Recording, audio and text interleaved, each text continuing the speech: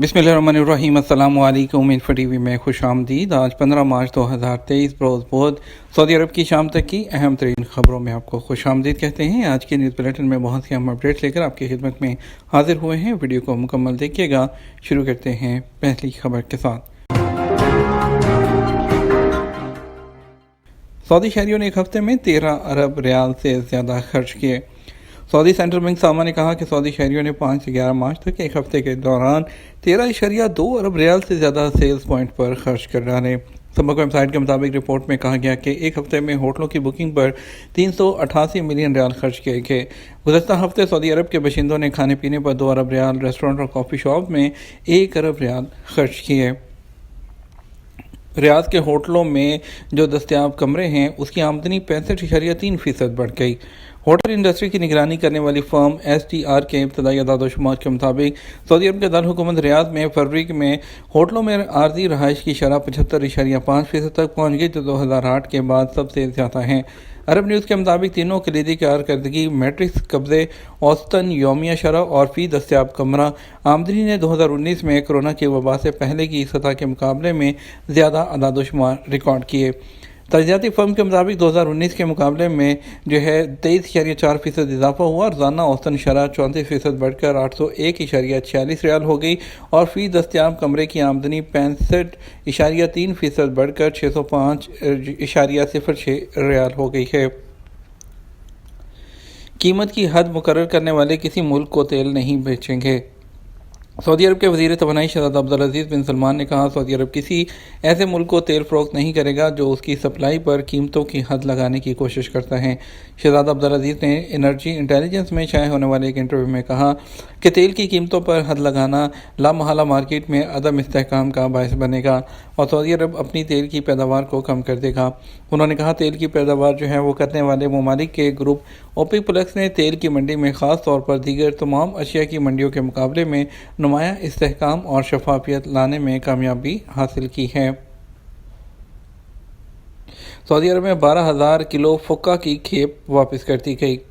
Saudi food and drug authority ने फुक्का नामी सहराई फल की बड़ी खेप को मुल्क में दाखिल होने से रोक दिया। सबक वेबसाइट के मुताबिक खेप अल-हदीसिया सरहदी चेक पोस्ट जो है उसके ज़रिए दाखिल हो रही थी, जिसमें 12,238 किलो फुक्का फल था।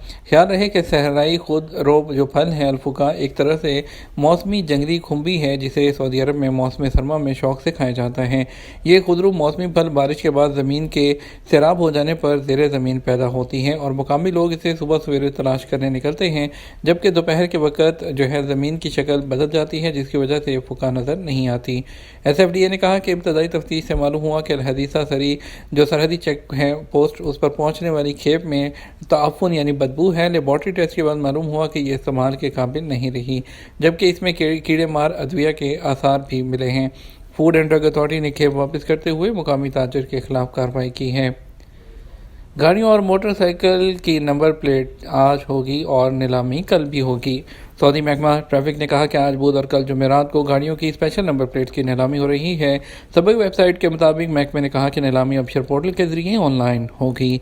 नीलामी में सऊदी शहरी समेत गैर मुल्की हिस्सा ले सकते हैं और अपनी पसंद की नंबर प्लेट खरीद सकते हैं। महकमे का ये भी कहना है कि गाड़ियों और मोटरसाइकिलों की स्पेशल नंबर प्लेट की नीलामी में शिरकत करने के लिए अबशर का अकाउंट होना ज़रूरी है। जज़ान रीजन में 4 बच्चे बाप के सामने सैलाबी पानी में डूब गए। सऊदी अरब के जज़ान रीजन में सैलाबी रेले में 4 बच्चे डूब गए, जिनमें से 2 की नाशें मिल गई हैं। सबिया कमिश्नरी के जो है मलहा क्रिए में यह अलनाक वाक़या बाप के सामने पेश आया। इस वाक़े पर पूरा इलाका गमज़दा है। सबक और अखबार 24 के मुताबिक सैलाबी रेले में एक गाड़ी फंस गई, जिसमें 4 बच्चे और उनके वालिद मौजूद थे। सैलाबी रेला गाड़ी को बहा कर ले गया। महकमा शहरी दफा के मातहत इमदादी टीमों और अदाकारों ने इमदादी कार्रवाइयों में हिस्सा लिया। 2 बच्चों की नाशें निकाली गई, जबकि 2 बच्चों की तलाश जारी है।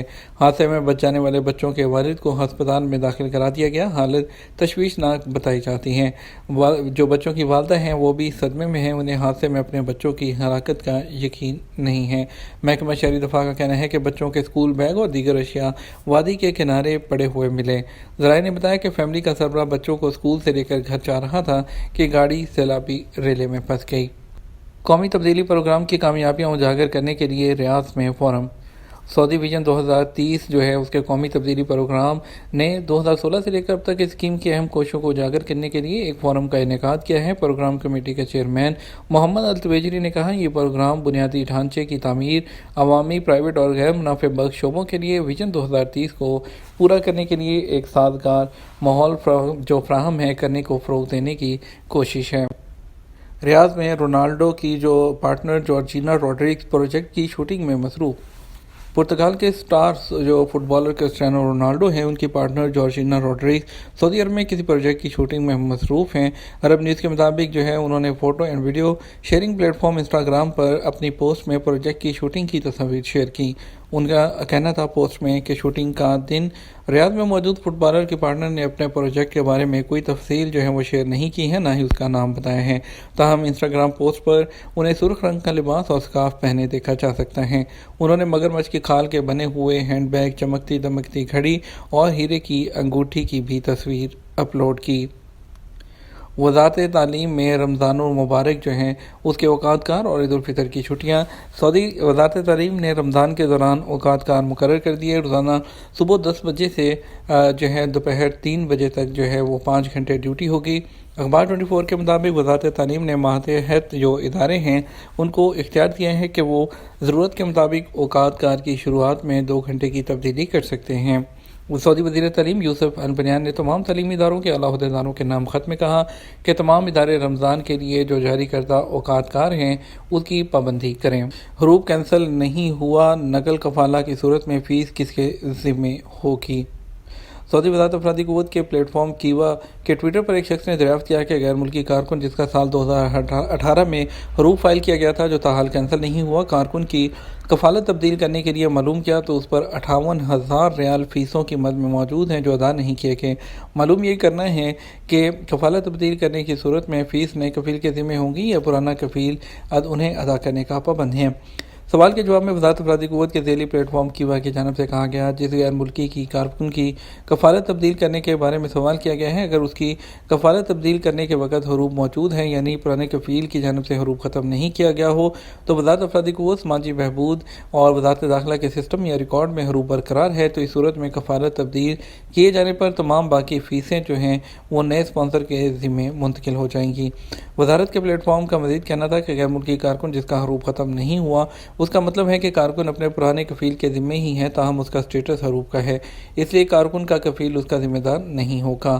اس صورت میں نئے اسپانسر کی جانب سے حروف کو کینسل کرانے کے لیے دی گئی درخواست کے وقت اقامہ کی تجدید اور دیگر فیسوں کی ادائیگی کے علاوہ اقامہ کی تجدید میں ہونے والی تاخیر کا جرمانہ بھی ادا کرنا ہوگا۔ یہ ہمارا اب تک کا نیوز بلیٹن ہے۔ مزید اور اہم خبروں کے لیے ہمارا رات 12 بجے کا نیوز بلیٹن دیکھ سکتے ہیں۔ اس کے ساتھ ہم آپ سے اجازت چاہیں گے، ویڈیو کو لائک اور شیئر کیجیے گا۔ آپ کے قیمتی وقت کا شکریہ، اپنا خیال رکھیے گا۔ السلام علیکم۔